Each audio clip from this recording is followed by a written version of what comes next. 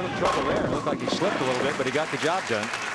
Well, he's 6-pin on 19, then through the nose. Does he try and just make a better shot, or does he move? Well, I don't know what happened to him there. I don't know if he'll move or not. I think being in the situation he's in right now, I doubt if he'll move. I think he'll just try to make a better shot. Something I've noticed about Jason's game in the past is that when he does get to the foul line, he tends to really lurch onto that right foot, his sliding foot, and get up on the toe sometimes. And sometimes when you get up on your toe, it can create a problem balance-wise. Off balance, huh? Yeah. See how he's up on his toe there? And the 6-pin, boy, you're right, Earl. That heel came right off the ground, and a lot of guys break with the heel, but he's breaking with the toe. And that's a possibility. You lose your balance and slip and maybe even foul when you get in this position. Here's another look at the footwork of Jason, which is good. The footwork is excellent, but watch the foot at the foul line as he comes up on the toe. But he's still in good position there. But he didn't strike when he really needed one right there. That's the lane he's got to finish on too, Earl. Parker. Well, it doesn't look like it's going to make much difference the way Parker Bohn is going. He throws a couple more strikes here, and Jason's going to say, the baby needs the new shoes. Going to have to wait for a week, I guess. Right. Parker on 5 in a row, going for 6.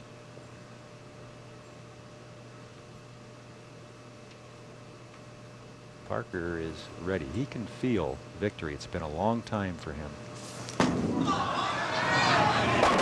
Oh, he sure can. He can smell it right now. 6 in a row. What a great reaction from Parker Bohn on that shot.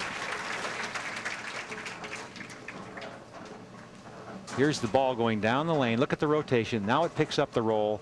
5-pin comes over. The head pin's doing most of the damage, but watch Parker Bohn. Oh, yeah. A pirouette right there. He's ready for Baryshnikov. 1993, over 2 years, trying to end that drought right now. Oh, he got one up a little high. He knew when he let go that ball was going to be a little problem for him. He feels pretty good about only leaving the 6-pin on short. Well, what that does, if I'm adding my score right, if he converts it, it still means if Couch strikes out, he makes Bones show up for the 10th frame. No question. That strike right there would have pretty much put the match away, but he did leave the door open just a crack. And believe me, Jason Couch knows exactly where he stands. He knows he needs 4 strikes right now. Well, you have to do it one at a time, and the first one is obviously in the 9th frame right now. And as you mentioned, he has to finish on lane 19, which has been the lane he's had the most problems on.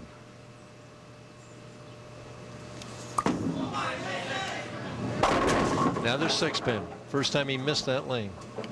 I think Parker Bohn's our champion. You can see by the look on his face. He thinks so too, right? He thinks so too, and it's a very relieved and happy Parker Bohn III. I'll bet it's a happy Parker Bohn IV at home too, huh? Yeah, I would think so.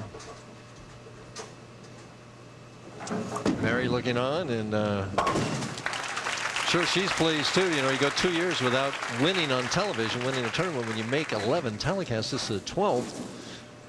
I guess things do come maybe more expensive by the dozen now, huh?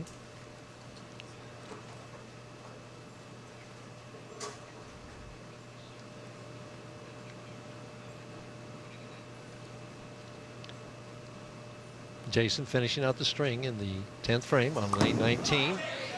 Gave them a little more room. Better shot. Just a matter of execution there, huh, Earl?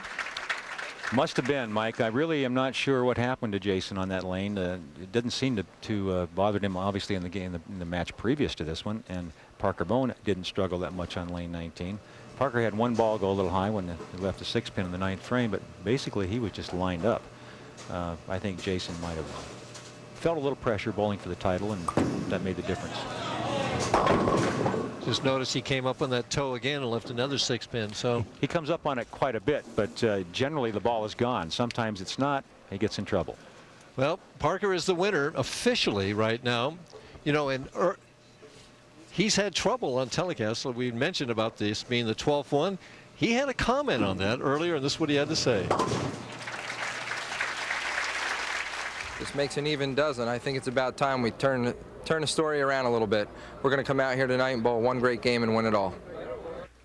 Well, he's not only a great bowler, but a prophet, huh?